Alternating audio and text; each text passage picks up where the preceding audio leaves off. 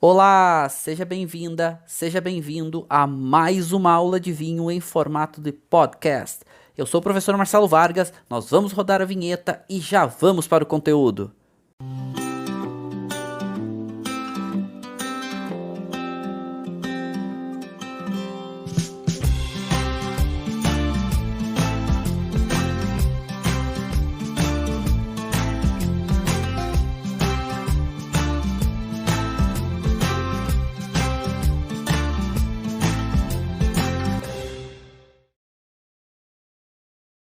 Olá, sejam todos muitíssimos bem-vindos a mais uma aula onde vamos desbravar o mundo dos vinhos e hoje, especificamente, estaremos estudando, aprendendo e entendendo uma das regiões mais conceituadas, glamourizadas e que produz alguns dos vinhos mais caros e prestigiados, não só no sentido de conceito, marketing, mas também dita várias tendências para o mundo, que é a Côte d'Or.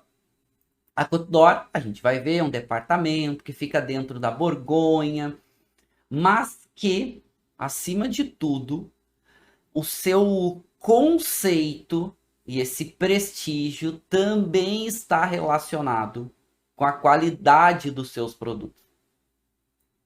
Sem vinhos que vêm dessa área, que são realmente espetaculares e quase indescritíveis.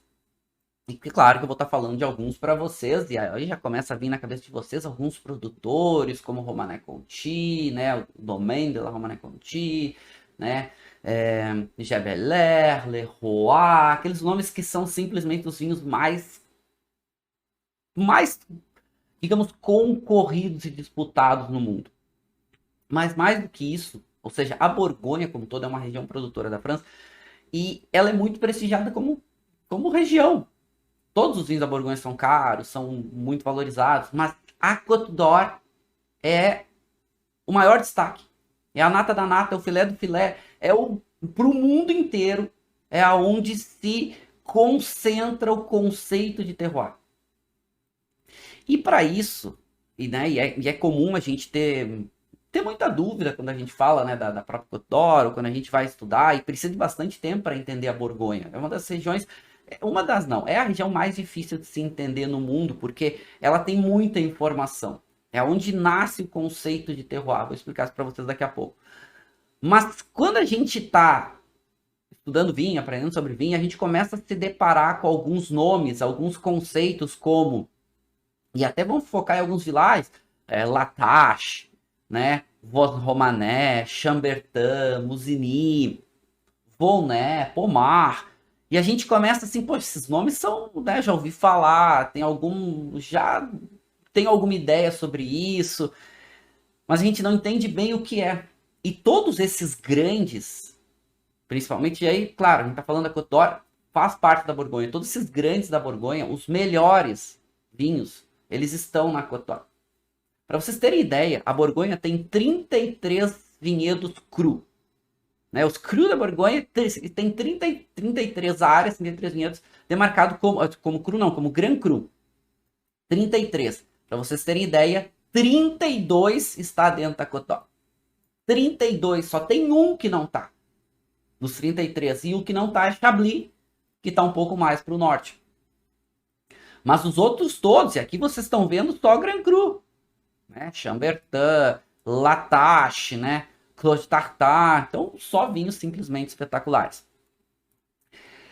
Mas, Marcelo, por que tá falando que são os vinhos mais caros do mundo, etc? Então, não sou eu que digo.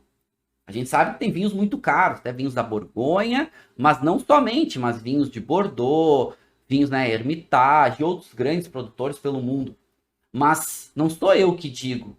Esse é um levantamento, aliás, que atualizei essa pesquisa para vocês do Wine Search. O Wine Search ele faz uma lista que ele atualiza anualmente sobre os vinhos mais caros catalogados. E aí é que ele dá o preço médio e o preço máximo dos vinhos que ele catalogou.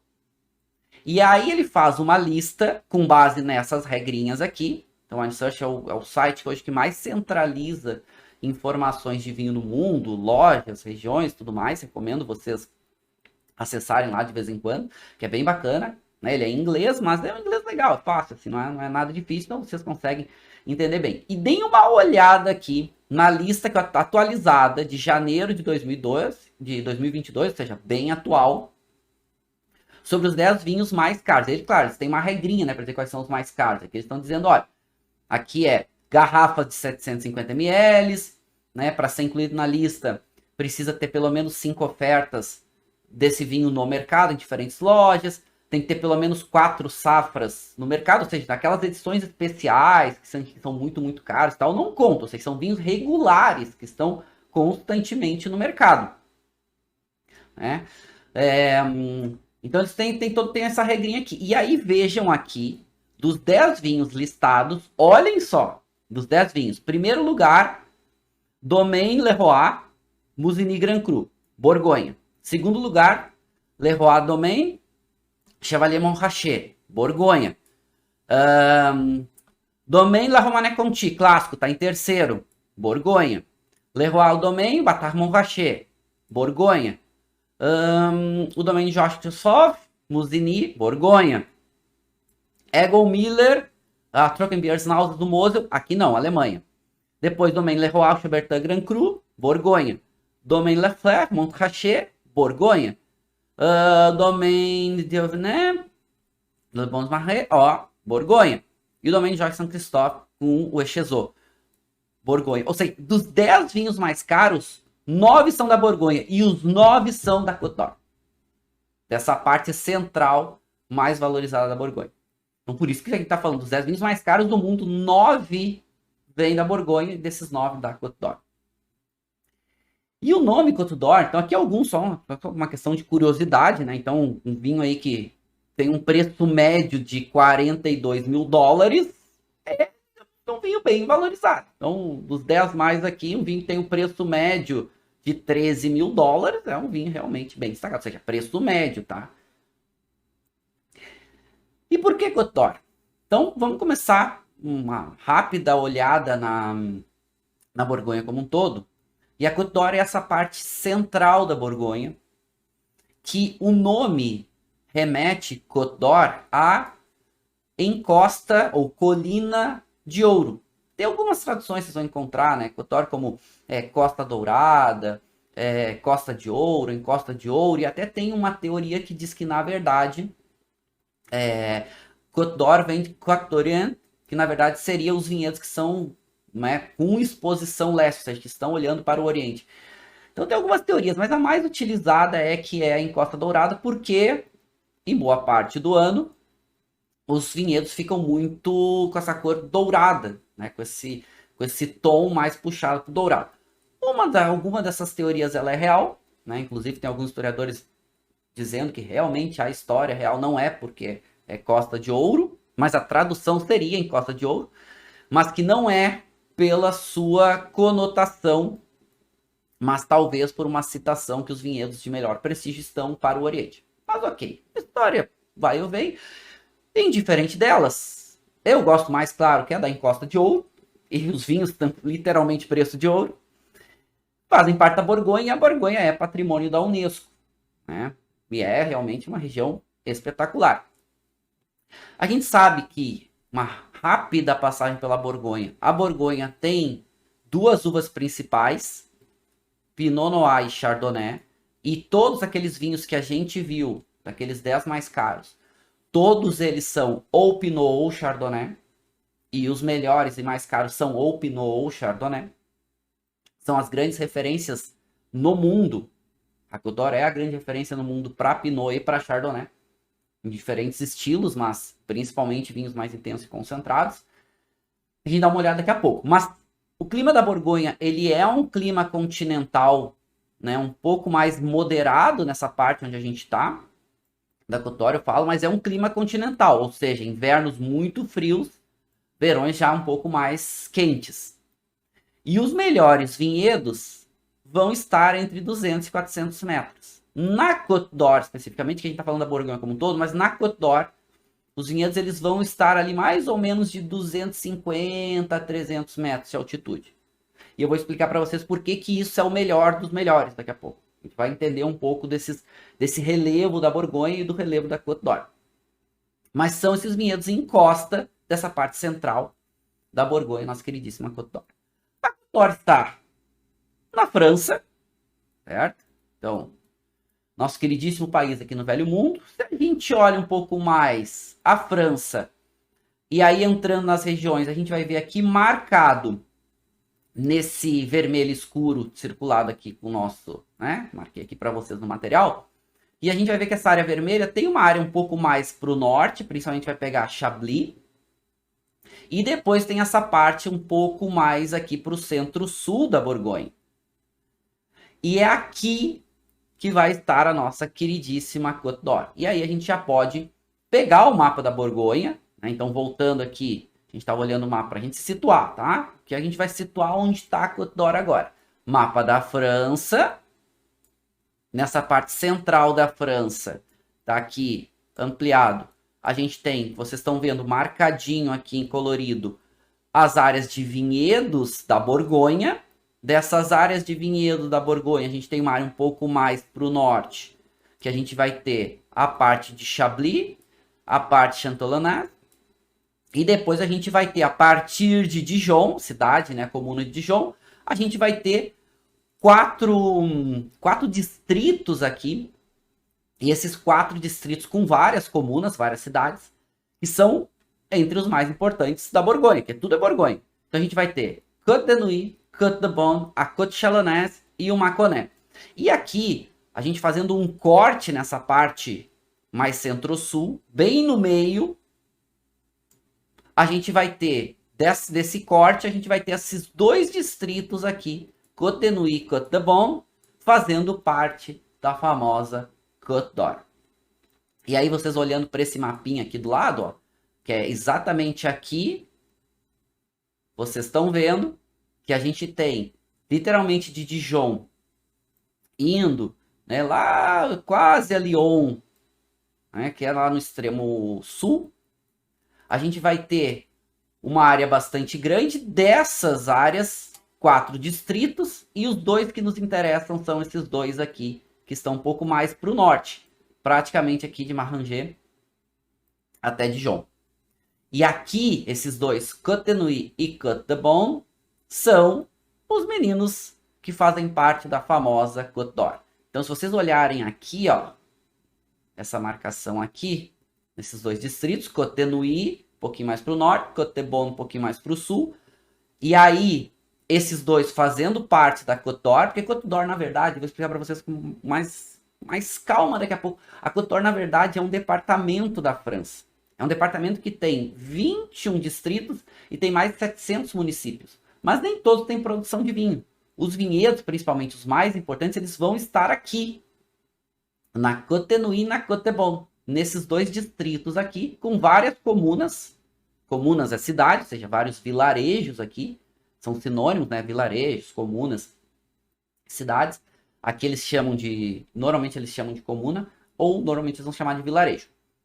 Côte de Nuits e Côte de Beaune. Esses 2 nomezinhos, esses 2 distritos não podem sair da cabeça de quem gosta de vinho, quem estuda vinho, quem quer aprender sobre vinho. Porque aqui a gente tá... É aqui esses 2 fazem parte da Côte d'Or.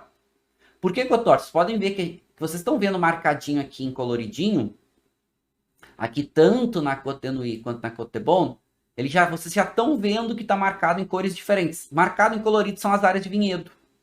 E vocês já veem que está marcado, eu vou dar o corte aqui para vocês, né? Vocês já veem que está marcado em 3 cores diferentes. O verdinho, que tem maior volume, que são os vinhos regionais, você vai dar uma olhada. Em amarelinho, a parte central toda, ó, quase toda a parte central, aonde tem os vinhos Village e os vinhos Village Premier Cru, ou seja, os Premier Cru da Borgonha, eles fazem parte de um village, e que são, né, todos esses amarelinhos. Se vocês veem aqui, ó, tem umas marquinhas vermelhinhas aqui dentro, pouquinhas, praticamente 3, uma concentração de 3 áreas. Um pouquinho mais aqui na Côte de Nuits, aqui um pouquinho mais para o nortezinho aqui da Côte de Beaune e indo mais para o sul da Côte de Beaune. Essas areazinhas em vermelho são os vinhedos Grand Cru. Percebam no mapa da Borgonha que quase toda a área de vinhedo Grand Cru está na Côte d'Or. Ou seja, tanto na Côte Nuit quanto na Côte de Beaune. E aí a gente vai ter aqui, ó, vocês olharem aqui em Chablis, tem mais uma área de vinhedo Grand Cru. Ou seja, que é um vinhedo, tem vários climas, né? São 8 climas diferentes. Mas é um vinhedo só, é uma apelação só Grand Cru que a gente tem em Chablis. As outras 32 Grand Crus estão na Côte d'Or. Então, ó, para vocês verem o prestígio dessa área aqui, entendeu? Então, a gente tá falando só dos 33 Grand Crus da Borgonha, 32 estão na Côte d'Or, ou na Côte Nuit, ou na Côte de Beaune. Então, recapitulando rapidinho para a gente avançar. Côte d'Or é um departamento grande que fica dentro da Borgonha, tem vários distritos, 2 distritos famosos pela produção de vinho. A Côte de Nuit, no norte da Côte d'Or, próximo a Dijon, e a Côte de Beaune, um pouquinho mais para o sul. Certo? Então são 3 termos que a gente vai falar bastante. Côte d'Or engloba as duas, mais vários outros, mas essas duas para mim importantes. Côte de Nuit, Côte de Beaune. E aí a gente vai começar a separar agora um pouco delas, né? Entender um pouco da Côte de Nuit e um pouco da Côte de Beaune, que elas são parte importante aí do nosso entendimento. Especificamente falando da Borgonha como um todo, as uvas mais plantadas disparadas são Pinot Noir e Chardonnay. Tá? Disparadas, são as mais plantadas, são as mais importantes. E vai ter outras uvas aí que vão ter a sua relevância, né? A própria Ligoté, alguma coisa de Gamay, né? A própria Sauvignon Blanc aparecendo um pouquinho. Vai ter outras uvas aqui que elas são, digamos que, menos importantes. Com certeza, Chardonnay e Pinot são as mais. E aqui o percentual, divulgado em 2020 pelo Bureau da Borgonha, seja bem atual, dizendo o percentual que elas representam para a Borgonha. Chardonnay, mais de 50%, Pinot Noir, quase 40%. Ou seja, o volume aqui delas dá mais de 90% da produção de vinho da Borgonha. Só que, dentro da Borgonha, e aí a variedade ela é super importante, porque a Borgonha, ela traz na sua essência, e ela leva isso para o mundo, a essência, o conceito de terroir. Ou seja, cada área que pode representar características diferentes de solo, clima, né? Ou seja, os fatores, inclinação, relevo, a soma de fatores geográficos, principalmente, que torna aquele local único. E a Borgonha que expressa isso melhor. E durante muito tempo, e assim, não tem região no mundo, gente, não existe região no mundo mais estudada e desbravada do que a Borgonha. A Janice Robson fala, né, no Atlas Mundial do Vinho, ela fala, olha, não existe região no mundo produtora mais melhor entendida e estudada, literalmente há milênios, do que a Borgonha.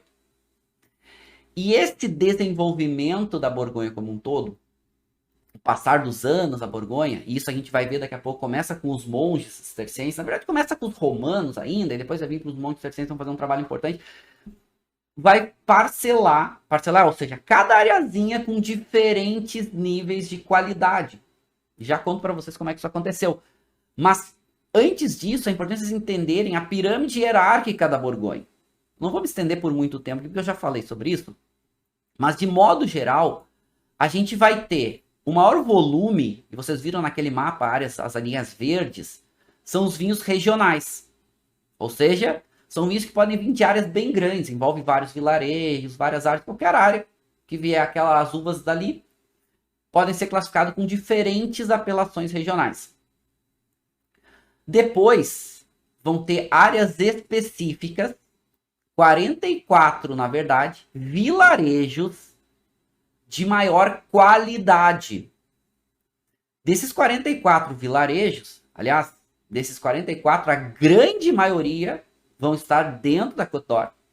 Isso aqui é para a Borgonha toda, mas a Côte d'Or vai concentrar a maior parte, porque é o mais destacado. 44 vilarejos que têm um prestígio maior e que aí vão ganhar uma apelação exclusiva. Não é mais regional de qualquer grandes áreas da Borgonha, mas só daquele vilarejo, uma áreazinha menor. Existe 44. E aí a gente já começau a falar, né?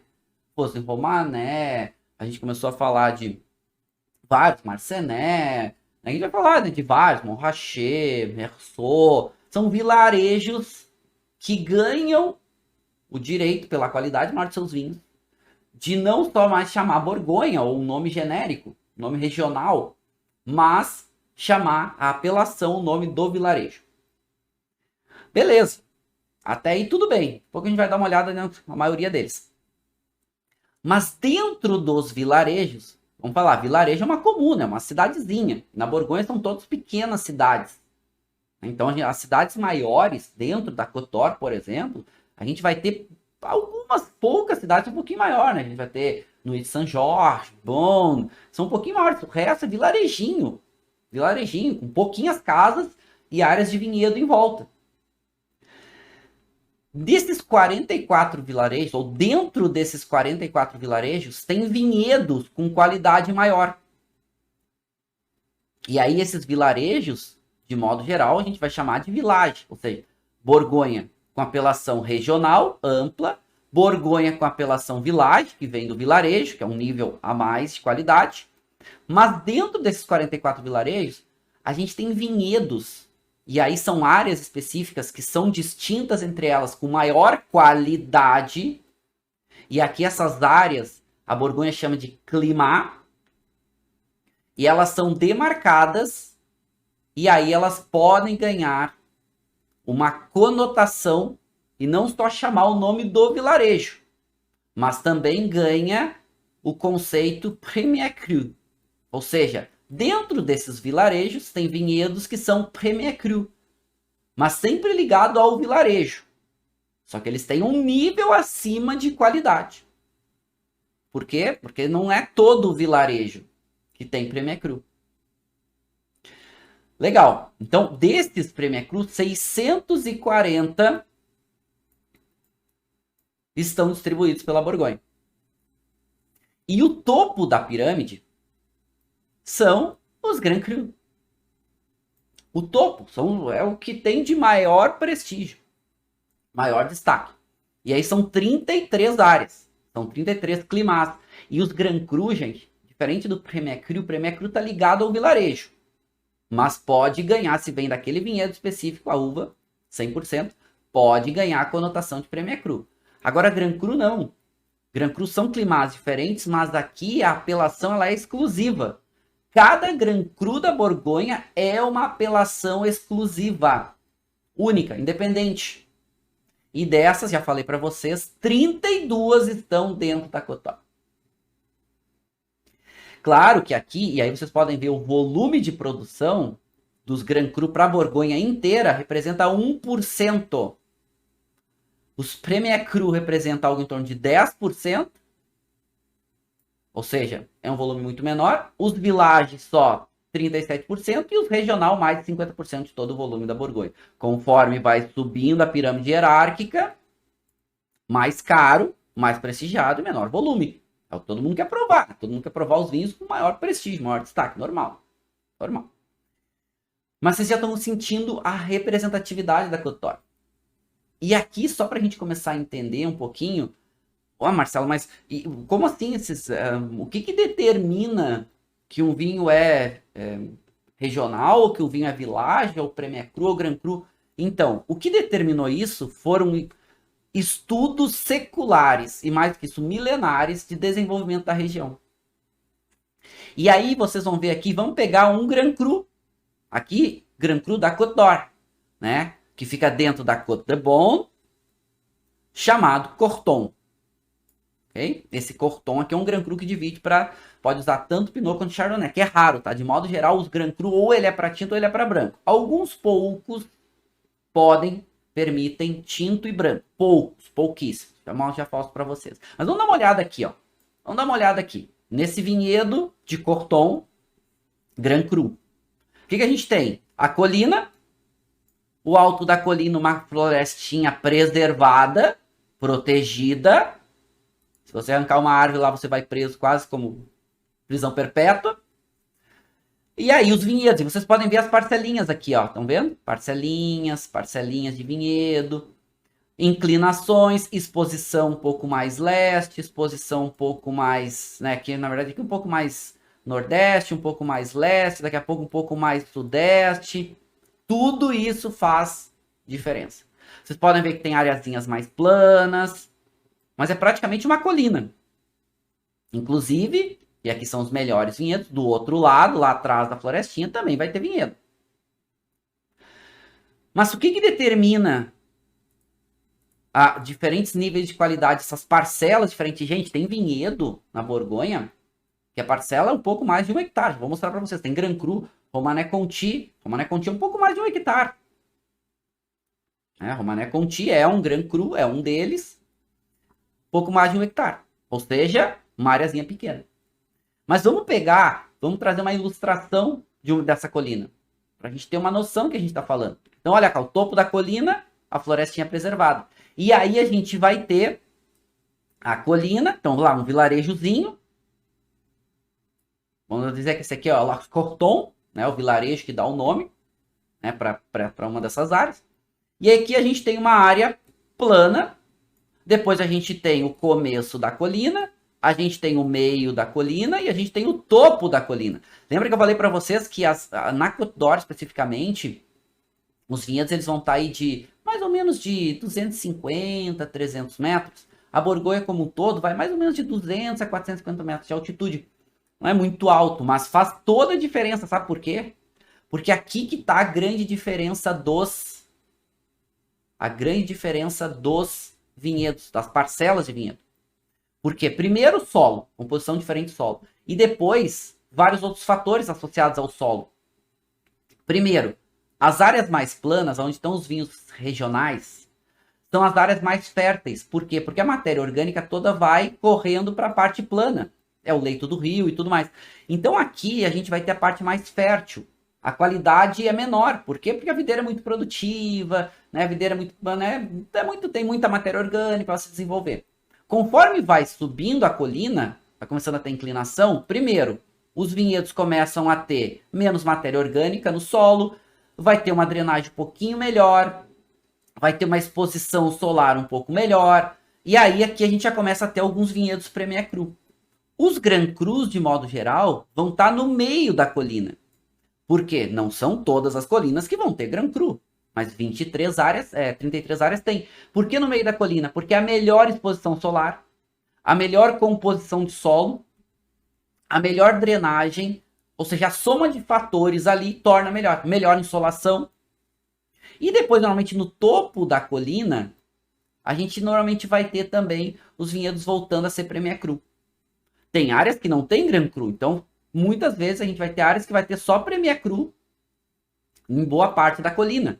E tem colinas que nem classificação, algumas colinas podem ter só vilagem, enfim. Aí vai depender dessa soma de fatores. Por que a parte central é a melhor? Porque quando chove, ela recebe uma quantidade de chuva mais adequada, ela tem uma drenagem, uma profundidade de solo mais adequada, porque o solo vai sofrendo erosão, ele vai descendo. Então o solo do topo normalmente tem uma profundidade muito baixa. É até um pouco mais difícil ter vinhedo, tem um pouquinho mais de altitude. O vinho normalmente fica um pouquinho mais concentrado, vai perder um pouco de elegância, amadurece um pouquinho mais cedo, enfim. Aí tem vários fatores, vai depender de vários. Eu estou tentando generalizar uma coisa que não deveria, mas para vocês entenderem.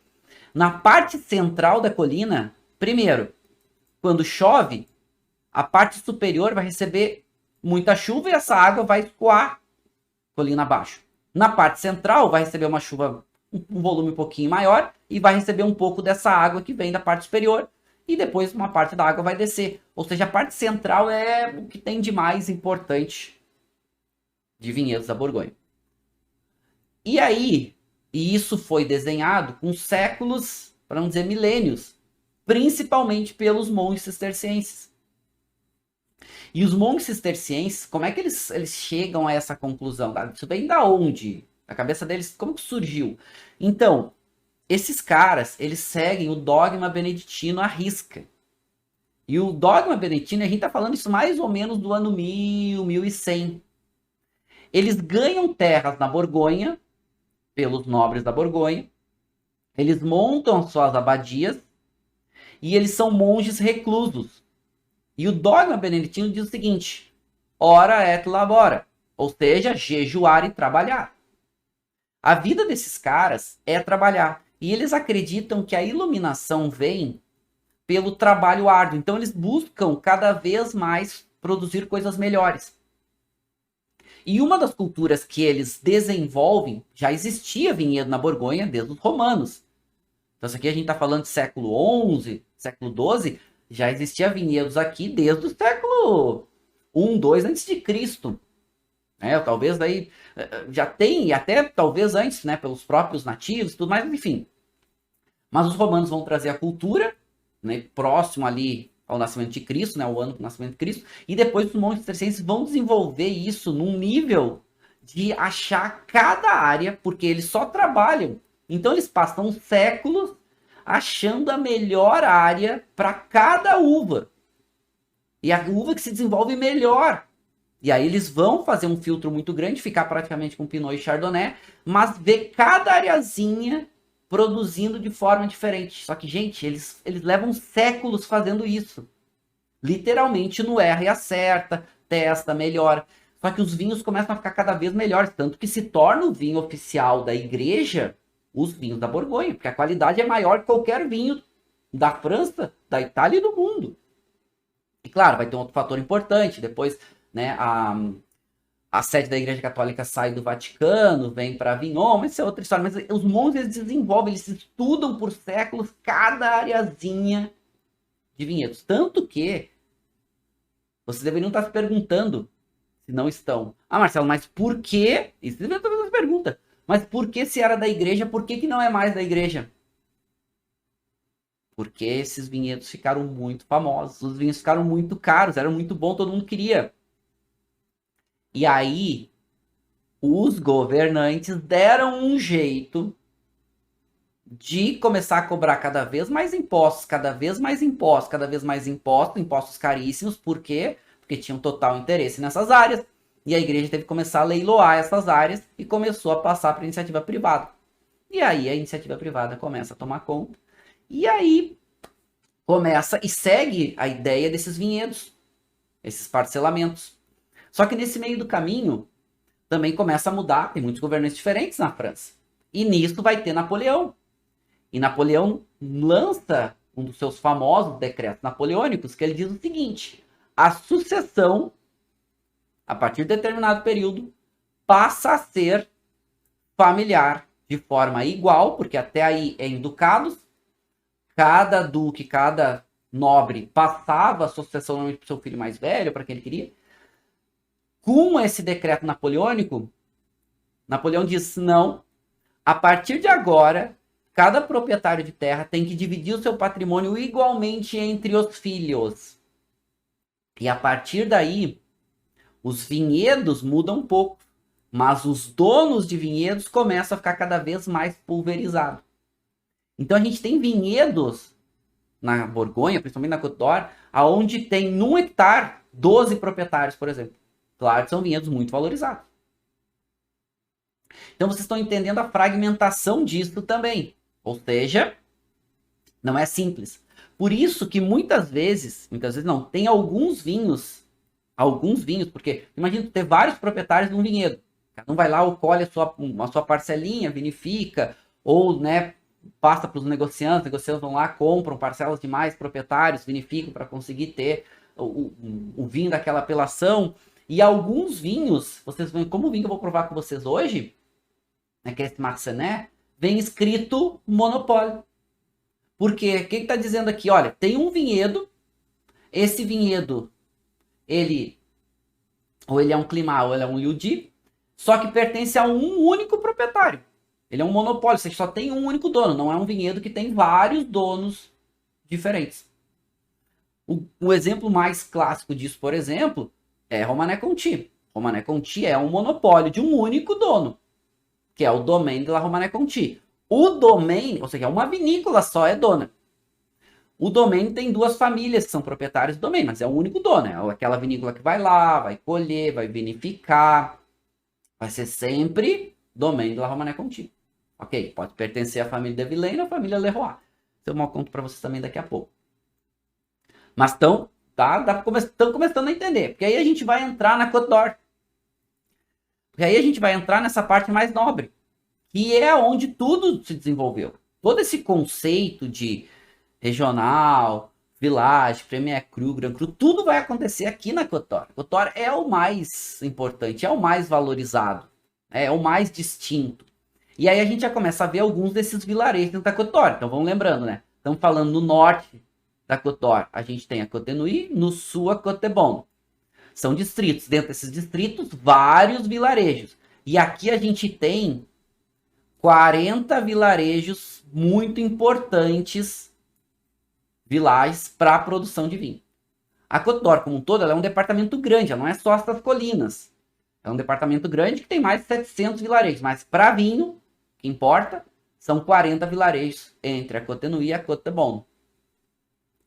E aí, olhando com um pouco mais de atenção esses vilarejos, e aqui fazendo essa separação, talvez esse mapinha que seja o mais importante, dá para a gente ver o seguinte, o que acontece? Então a gente tem aqui na Côte d'Or uma área que tem mais ou menos aí, um pouco menos de 70 quilômetros entre norte e sul, tá? No norte, que aqui vamos lembrar que a gente tem Dijon, né? Depois a gente vai até aqui embaixo, até Marangier aqui embaixo, ok? Separação aqui no meio do caminho, marcadinho em azul, a Côte de Nuits. E aí a gente tem alguns vilarejos aqui muito importantes, alguns que vocês já começam a lembrar um pouco o nome, né? Como, por exemplo, Arcenais, Chevreul-Chambertin, Vougeot, né? Vosne-Romanée. São vilarejos importantes. Lembrando, dentro desses vilarejos tem Premier Cru e tem áreas que são Grand Cru. E esses vilarejos aqui, todos classificados como vilagem, inclusive. Okay?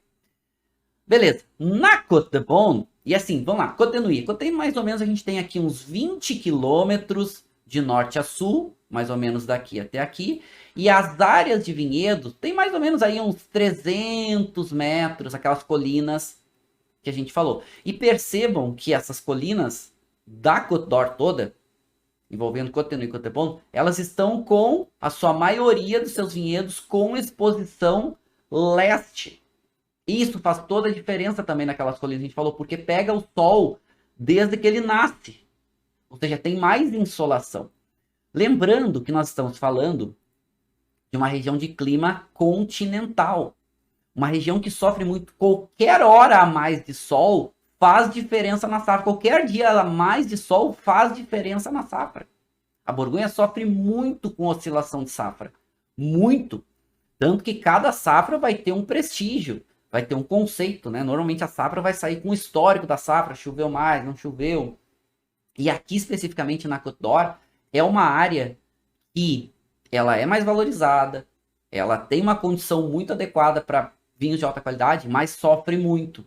Sofre muito com problema de geada, a geada negra, que queima a brotação, pode queimar a floração. Ela sofre com chuva de granizo, ou seja, não é fácil também produzir aqui.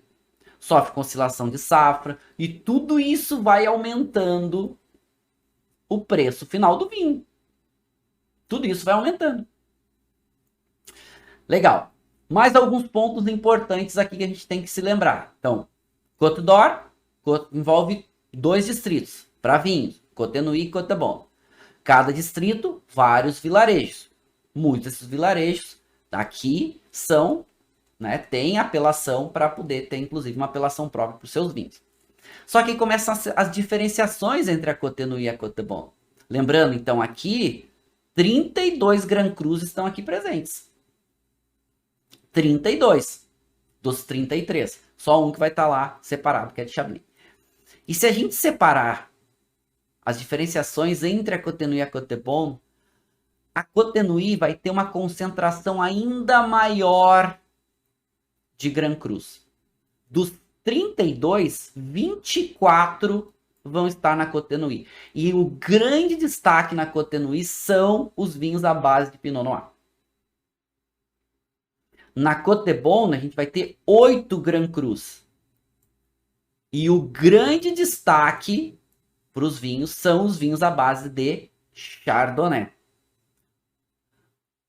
Para vocês terem uma ideia, dos Grand Crus da Côte de Nuits, são 24.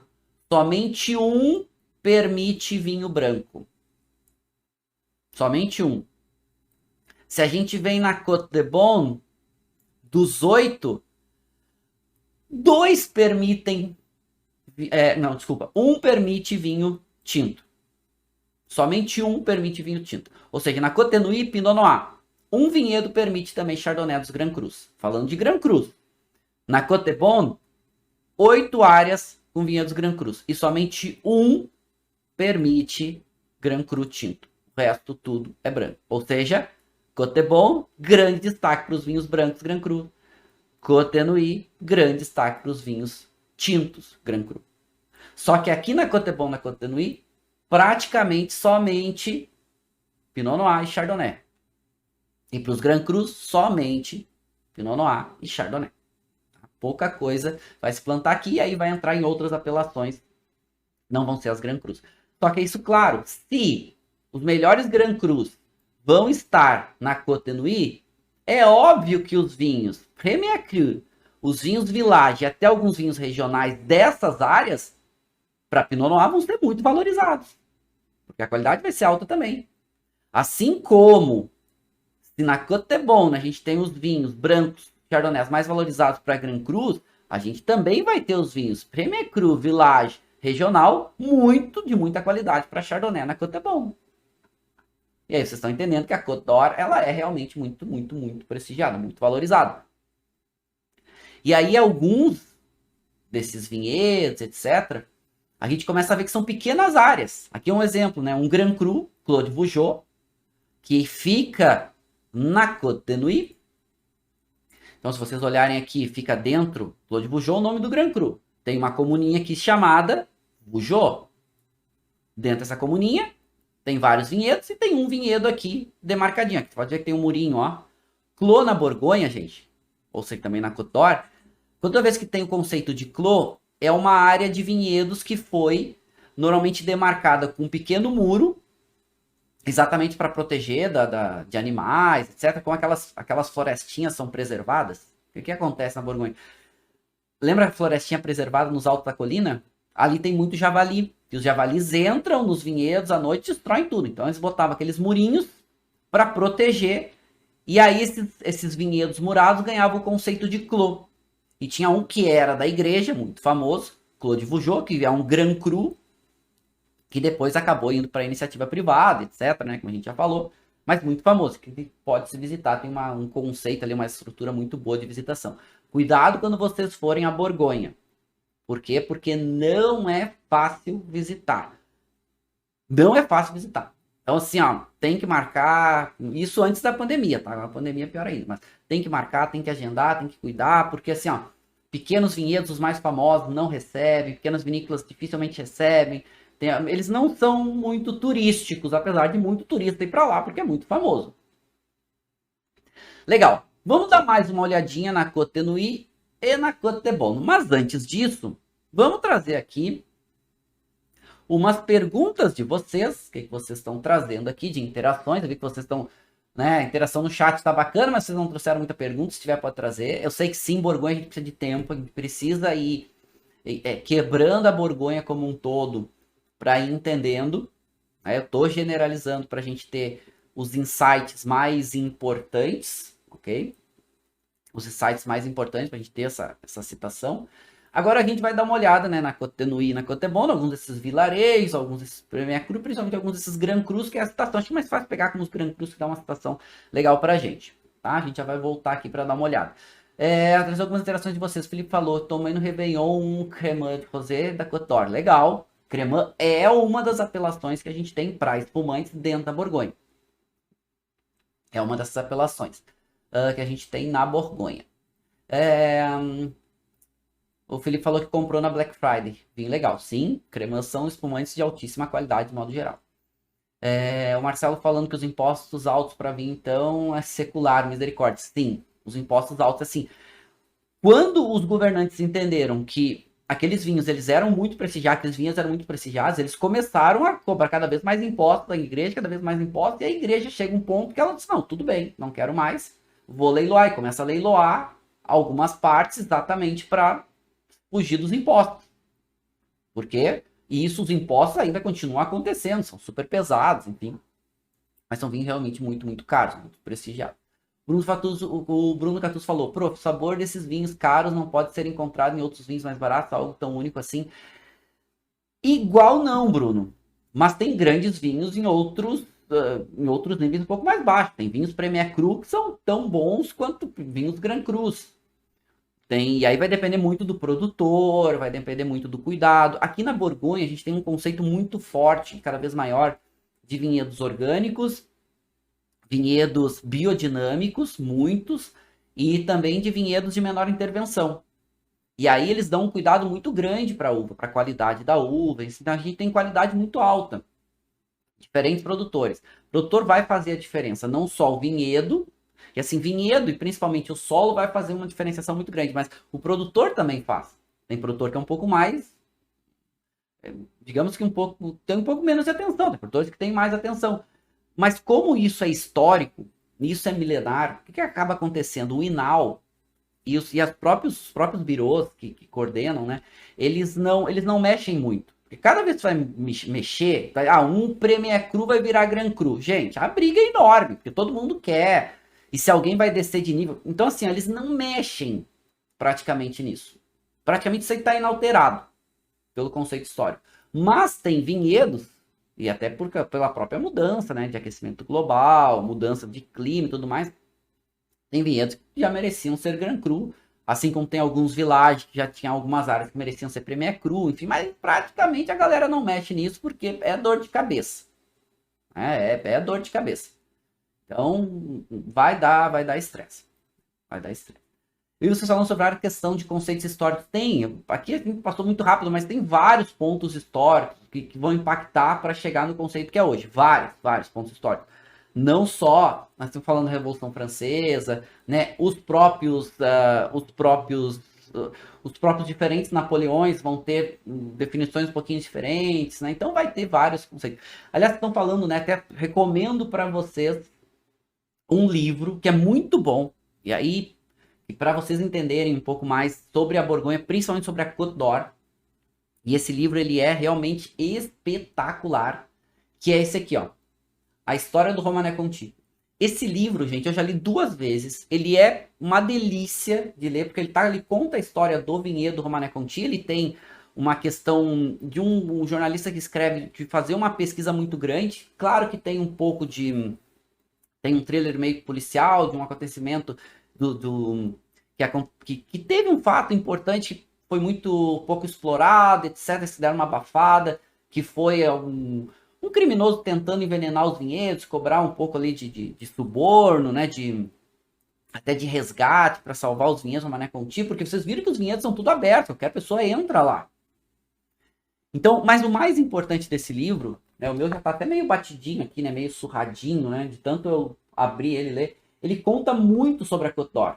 Claro que sobre o Romanée Conti, que é o vinhedo mais clássico, mas conta muito fatores históricos, o que aconteceu, traz insights, traz muita coisa legal. Recomendo fortemente vocês comprarem e ler esse livro, porque ele é muito gostoso de ler e é muito legal, tá? Então, a história do Romanée Conti, do Maximiliano Potter, né? Claro que ele vai fazer várias entrevistas, várias pesquisas históricas, esse é muito legal, porque para entender a Borgonha, principalmente a Côte d'Or, a gente tem muita coisa acontecendo, né? Muita coisa acontecendo, muita informação, como eu falei para vocês, é muito conteúdo. Cada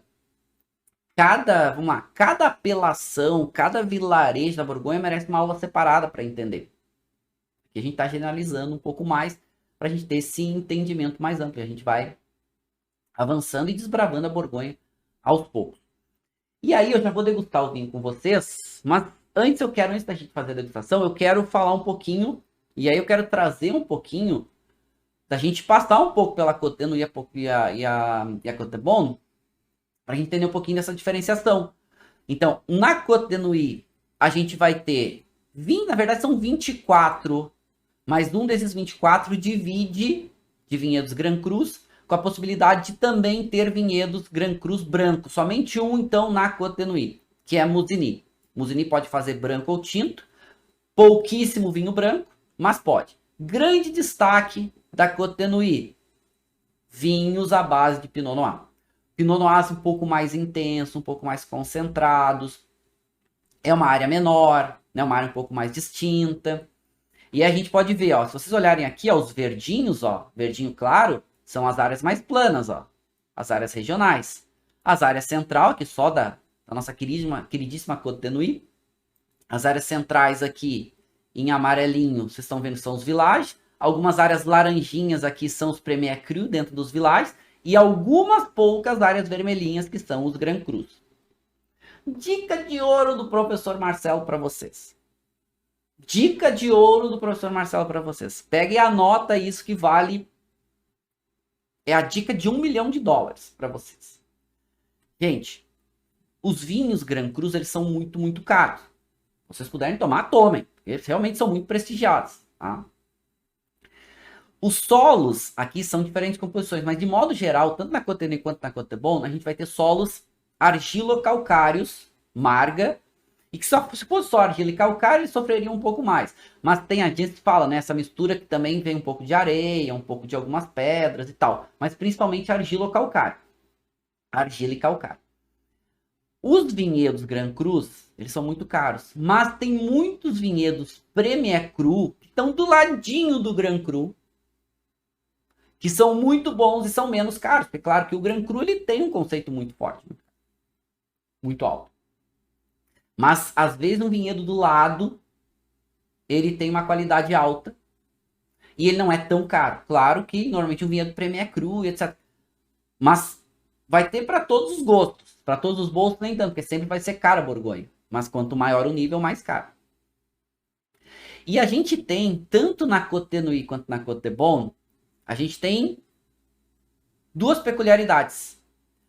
Do outro lado, e nas áreas mais altas, do outro lado da colina, que não vai ter a exposição tão favorável leste, tanto na Côte de Nuits quanto na Côte de Beaune, a gente vai ter as outras. Então aqui na Côte de Nuits, a gente vai ter a outra Côte de Nuits, ou seja, a Côte de Nuits alta, porque tem um pouquinho mais de altitude, está do outro lado.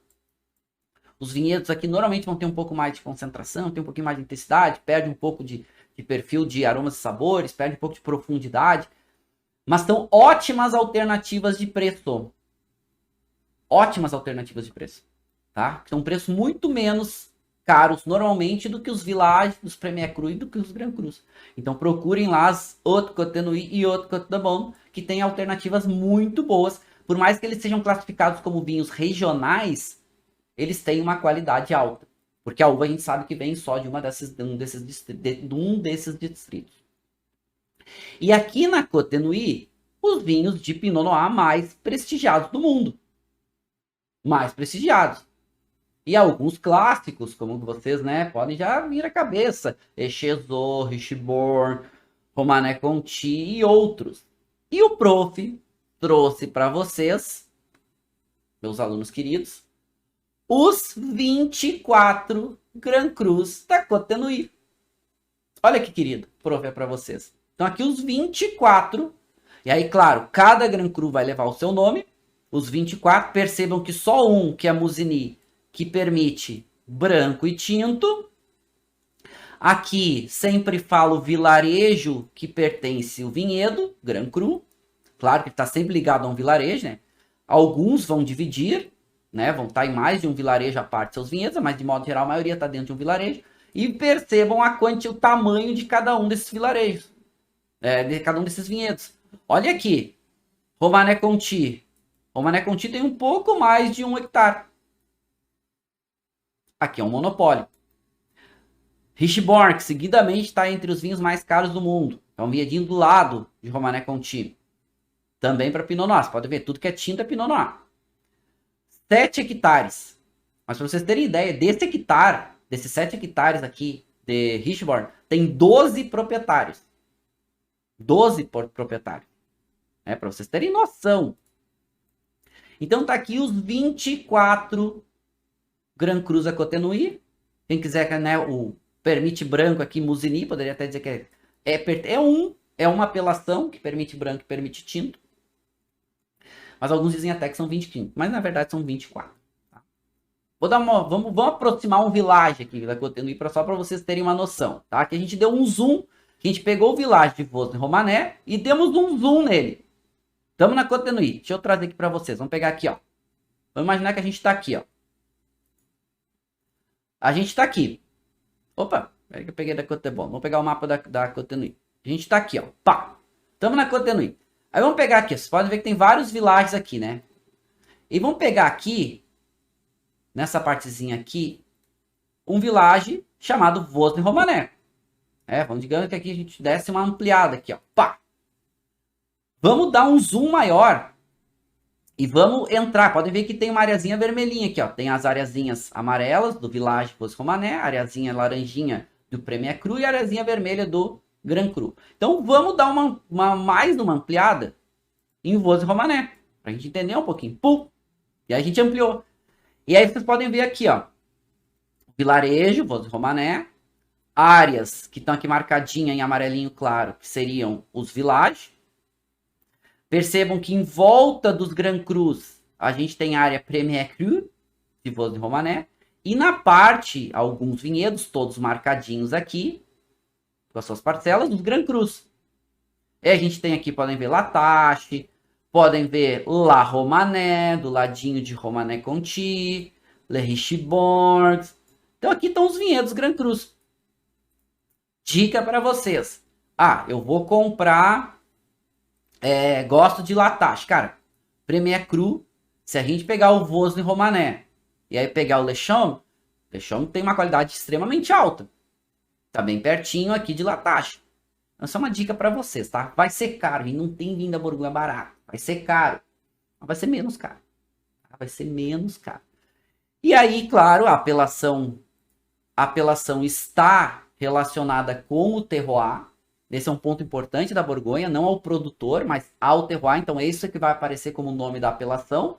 Ou vai aparecer apelação Bourgogne, ou vai aparecer Haute Côte de Nuits, ou vai aparecer Village, né, Vosne-Romanée. Aqui, gente, Vosne-Romanée tem os vinhos mais caros de Pinot de toda a Borgonha. Né? A gente viu, né, Romanée-Conti, a gente viu o Richebourg. Alguns vinhos, né, Romanée-Saint-Vivant, que são vinhos caríssimos. Eu dei essa aproximação aqui só para vocês entenderem um pouquinho de um village importante aqui da Côte de Nuits. E aí vai, né? Cada produtor... E aí os produtores podem ter diferentes villages.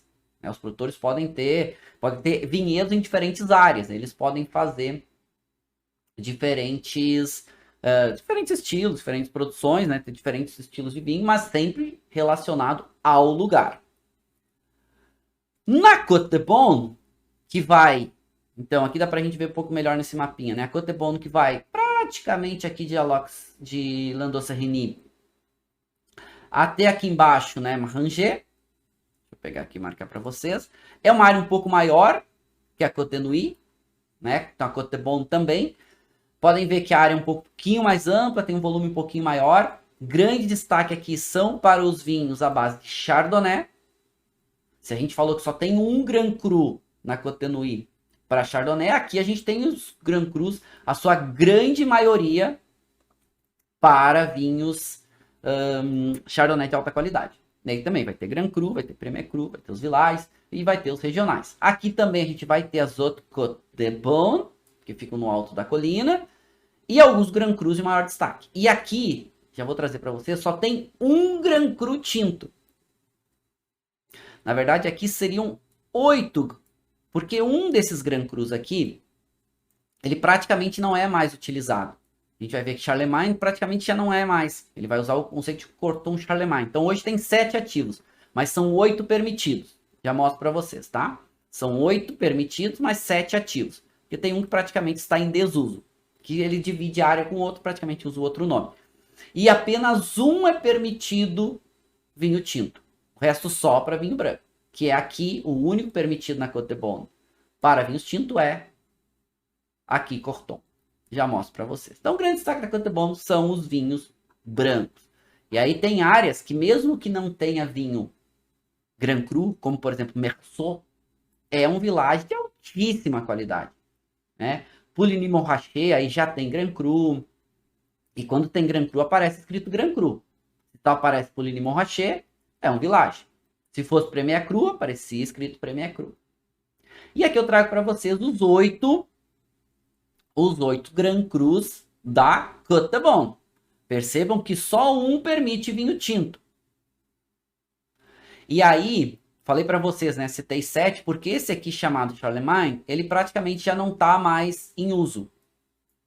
Porque ele divide espaço com Corton Charlemagne, que é para vinhos brancos também.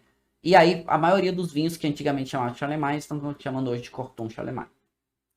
Corton, e aí estão eles aqui, né? Olha aqui os famosos, né? Tanto os famosos Charlemagne, mas também os Montrachet. Bartard Montrachet, Chevalier Montrachet, o próprio Montrachet, Criou Bartard Montrachet. São vinhedos, né? São esses vinhos todos Grand Crus aqui prestigiados. Vamos dar uma olhada? Também não vamos pegar aqui um Village, vamos dar uma aproximada? Vamos pegar Puligny Montrachet, que é super famoso. Vamos dar uma aproximada nele. Aqui já na Côte de Bon. Montrachet, se vocês olharem aqui, ó. Olha que legal. Então aqui estão só vilagens diferentes, ó. Puligny Montrachet, Saint-Aubin e aqui Chassagne Montrachet. Tem os vinhos Villages, tem os laranjinhas que são os Premier Cru e aqui, ó, os vermelhinhos que são os Grand Cru. Olha que legal. E olha aqui que eu falo para vocês, quer ver? Olha uma dica legal aqui para vocês, olha que bacana. Isso aqui é legal, aqui dá para ver, ó. Nesse aqui esse é o mais clássico, né? Os Grand Cru, Montrachet, Chevalier Montrachet, Bartard Montrachet, são caríssimos, né, gente? São os chardonnays mais caros do mundo. Mais caros do mundo. Mas, por exemplo, pega aqui, ó. Se vocês pegarem aqui um vinhedinho que fica uma parte em Chassagne Montrachet e uma parte em Saint-Aubin, chamado Henremy, que ele é um climat, esse vinhedo é Premier Cru. Gente, esse é um vinhedo que tu encontra vinho no Brasil, em RMI, por R$ 400, perto disso, pouco mais, um pouco menos, de altíssima qualidade. Ele é praticamente um Grand Cru. Só que se tu for pegar um Montrachet, tu te prepara para pagar aí uns perto de R$ 3.000. Tô dizendo que 400 seja barato. Só que tu consegue ter produtos aí que são dicas de ouro para vocês aí de coisas de qualidade. Preço não tão caro. Legal, né? Legal a gente entender um pouquinho. Né? E a Côte d'Or.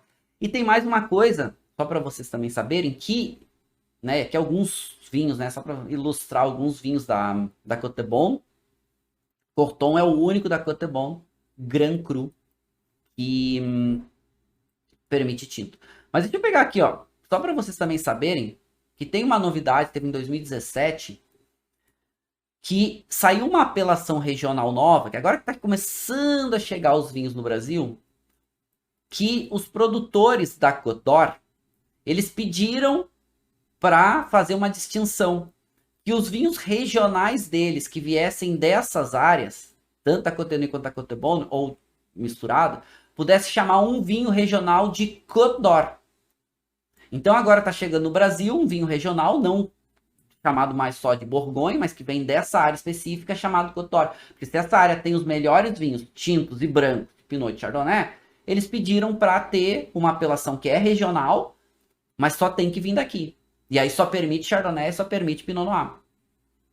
Por mais então que seja uma apelação regional chamada Côte d'Or, vai ter mais uma dica de ouro para vocês aí comprar os vinhos dessa apelação que é regional, vai ter o preço menor, mas que vai ter uma qualidade também bem alta, bem diferenciada. Tá, legal. Vamos provar o nosso vinho? Vamos degustar o nosso vinho? A gente precisa degustar, né? Precisamos entender o que é um vinho da Borgonha. Eu tenho 2 vinhos aqui pra gente que eu separei e a gente escolheu para degustar o vinho tinto. Então, claro que a gente vai degustar um Pinot. E até aqui, ó, vamos dar uma olhada. O que eu vou degustar com vocês aqui? Vamos chamar essa câmera aqui. A gente vai degustar um Marsenet, ou seja, um Village Marsenet, que a gente tá vendo que é um monopólio, né? Ah, todo Marsenet, todo é um monopólio? Não. Ele tem um vinhedinho aqui. Ele tem uma areazinha, né? Um lieu-dit específico que dá, né, esse direito para ele, dele usar esse conceito, enfim. Legal. E a gente vai degustar. Esse produtor é um produtor muito bom, né? Safra 2015, que é uma safra super importante para a região. Safra um pouco mais quente, teve um amadurecimento um pouco maior. E eu servi uma dose aqui. É claro que uma dose generosa. Quem é o produtor? Né? A gente tem aqui Michel Magnier, né? Michel Magnier é um produtor super importante, tem várias áreas de vinhedos. Quem importa para o Brasil é a Cellar. Aliás, a Cellar recomendo todos os vinhos da Cellar. Aliás, a maior parte dos vinhos da Cellar são muito bons, tá? Mangote é o nome desse vinhedo, né? Então é um vinhedo que tem um único proprietário. Né? É um climat, na verdade, citado aqui, etc. Eu sempre querendo se ele é um climat ou se ele é um lieu-dit. Eu até vou dar uma olhada. Mas enfim, É um monopólio.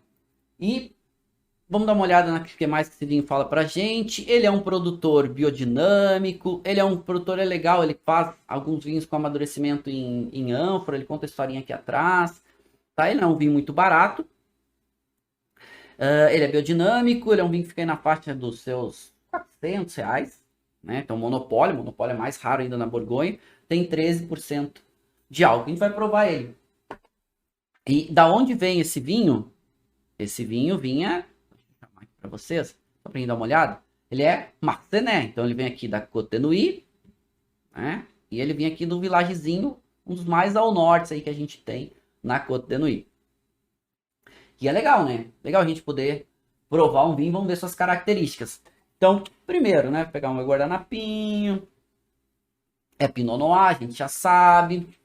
Então, inclina ele aqui, dá para ver que tem uma média menos intensidade de cor, uma coloração ainda predominando o rubi, né? Predominando o rubi, mas já com uma bordinha alaranjadinha, um toquezinho granada, com reflexos granadas, bastante brilho ainda. No nariz. O nariz é uma delícia. Toque de fruta vermelha bem madura. Ele tem um toquezinho herbal, que é um toquezinho de erva. É um toquezinho terroso, ele é bem gostoso, assim, suas características. Vamos dar uma agitada na taça. Ele fica um pouco mais intenso, essa nota, toquezinho de erva fica um pouco mais evidente, não é erva fresca, mas uma erva um pouquinho mais presente, bem gostoso. Aliás, essa é uma intensidade média de aroma, até sobe um pouquinho. Só que assim, ó, tem uma paleta de aromas um pouco mais ampla, assim, um pouquinho mais complexo aromaticamente. Assim, tem um perfil mais amplo. Ele não é tão intenso, mas tem uma complexidade um pouquinho maior. Bem legal. Até vou tomar um gole d'água, outro para provar. Tomar o primeiro gole que a gente não avalia.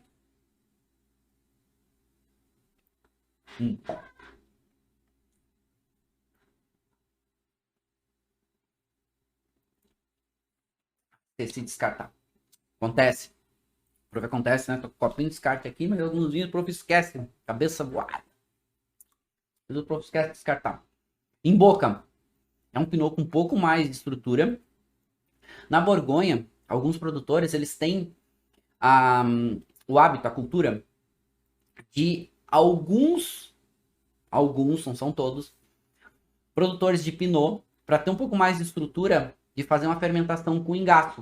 Então eles pegam a uva inteira, para tentar extrair um pouco de estrutura do engaço, mas aí tem que ser produtor muito bom, tem que ter uma uva muito boa, para não fazer um vinho ruim. Aqui tem um vinho que tem um pouco mais de estrutura, não sei se ele é vinificado ou não com engaço, mas ele tem uma estrutura tânica um pouco mais marcada, ele tem uma estrutura um pouquinho mais evidente, ele tem uma estrutura um pouco mais marcada. E é gostoso, eu vou dizer para vocês, tá? Vou dizer para vocês que é bem gostoso. Agora, o que chama atenção, com certeza o maior destaque é a estrutura na boca.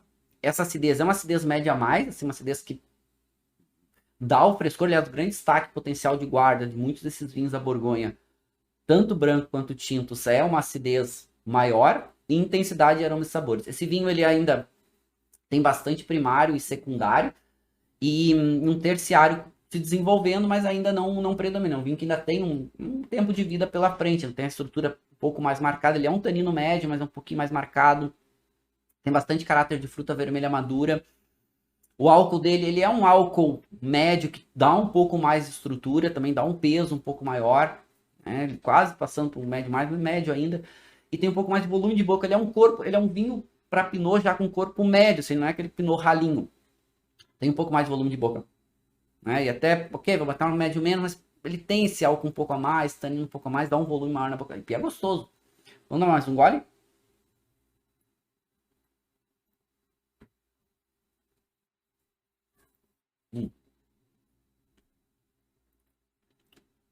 Sabor, nota de erva, essa nota de fruta vermelha madura, toquezinho terroso, começando a parecer um toquezinho, esse toque terroso gostoso, assim, toquezinho, lembra alguma coisa, até um toque de quase carne curada, começando a aparecer, assim, esses aromas mais terciários, e gostoso, mas o vinho ainda intenso, assim, então ainda tem uma complexidade para se desenvolver, ainda tem um tempo aí que ele vem ele pode se desenvolver. Gostei, gostei. Gostei, produtor. Eu já tinha provado, eu tirei com Coravan, uma dose um tempo atrás. Legal que a gente escolheu aí no Monopólio, né? Só pra gente dar uma olhada um pouco nesse conceito. E bem legal. Esse vinho quem eu comprei da Cellar. Cellar tem um portfólio bem bacana. Tem uns produtores que eu gosto aqui, tem uns importadores que eu gosto aqui de comprar Borgonha. Tem uns vinhos interessantes. É Borgonha, né, gente? Mas com preços justos. São caros, mas com preços justos. Por exemplo,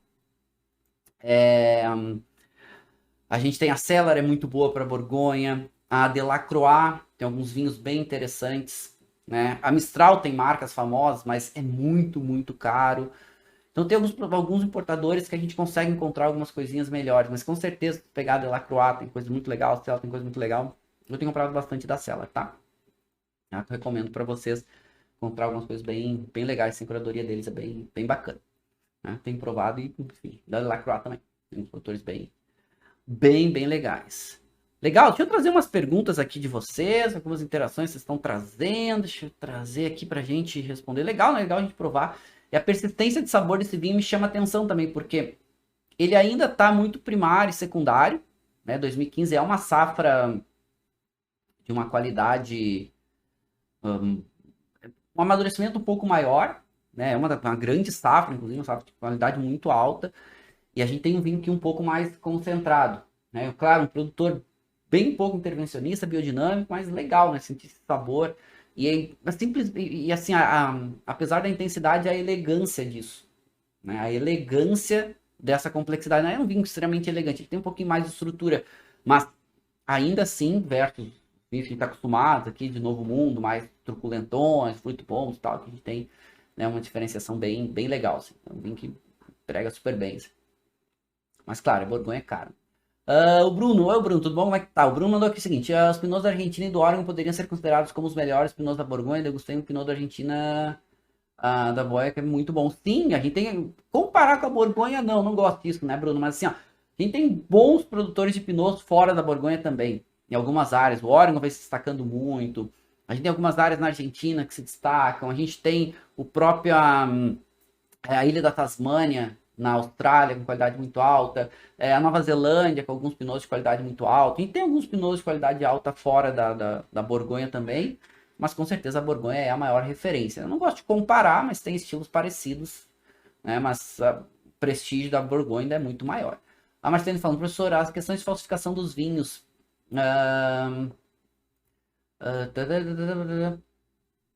Depende de fiscalização. Essa questão de falsificação, Marcelene, o Fernando vai ter citado alguma coisa. Quanto mais caro o vinho, maior o risco. Então, os produtores, eles estão fazendo cada vez mais sistemas para proteger. A gente viu ali um vinho que pode chegar ao preço de 150 mil reais, 150 mil dólares, uma garrafa, né? Eles vão tentar proteger. Então, esses grandes vinhos, não só da Borgonha, mas do mundo, eles estão cada vez mais tentando criar sistemas para dificultar a falsificação. E eu entendo, eu faria a mesma coisa. Óbvio que eu faria a mesma coisa. Então, botando sistemas para tentar identificar. Aliás, tem documentário na Netflix que se chama Sour Grapes, que é legal, fala sobre falsificação. Tem vários livros falando sobre isso. E aí, claro, tem sistemas e até tem leis surgindo tentando criar algum tipo de controle para isso. Porque, claro, que tem patrimônios, né, que são muito... Patrimônios que eu digo, a França, no livro, né, que falei para vocês, a história de Romané Conti, fala um pouco dessa questão do quanto a França protege e cuida também de algumas dessas áreas, porque são patrimônios nacionais, literalmente.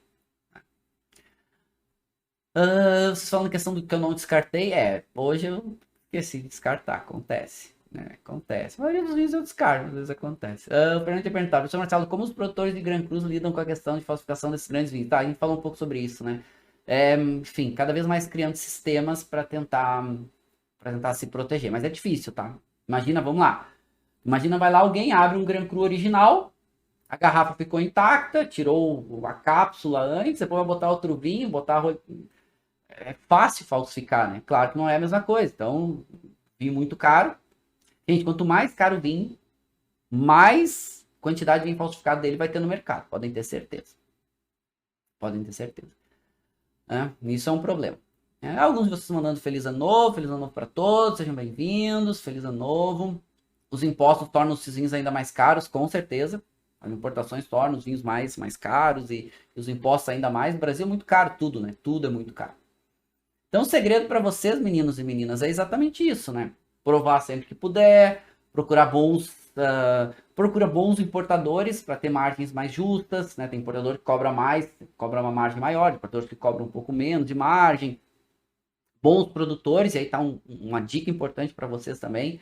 Por mais que a gente falou de área, zona, vinhedo, bons produtores tendem a fazer vinhos com uma qualidade um pouco maior. A Borgonha tem muito também esses negociantes. Negociantes são as pessoas que eles compram uvas de várias áreas, vários vinhedos e vão produzindo os vinhos e vão colocando no mercado. Tem uns que são muito bons, tem uns que são menos bons, mas eles também ajudam a ter um escoamento maior dos vinhos da Borgonha, porque como são áreas pequenas. Aliás, quem não viu o documentário, tem um documentário muito legal, se chama One Year in Burgundy, um ano na Borgonha, em português, que conta uma safra inteira de uma negociante e tal, bem legal, assim, para vocês entenderem como que acontece isso lá na Borgonha. Claro, né? Muitos conceitos muito legais, sim, muito legal. Bacana. Bom, turma, legal, chegamos a final da nossa aula.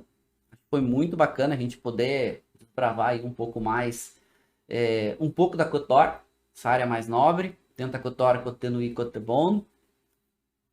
Realmente é uma área muito distinta, é uma área muito valorizada, é uma área realmente espetacular. Pena os vinhos serem tão caros, mas são caros para o mundo inteiro, no Brasil ainda mais caros. Claro, quanto maior o prestígio, maior o nível hierárquico da apelação, né, mais caro se tornam os vinhos. Então, despedindo de vocês, um beijo no coração de cada um, um brinde, se cuidem.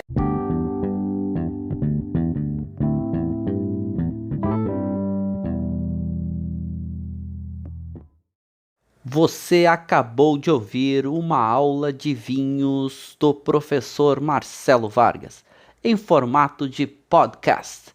Para mais conteúdos, dicas e materiais sobre a bebida, acesse o site www.marcelovargas.org. Um forte abraço e até o próximo encontro.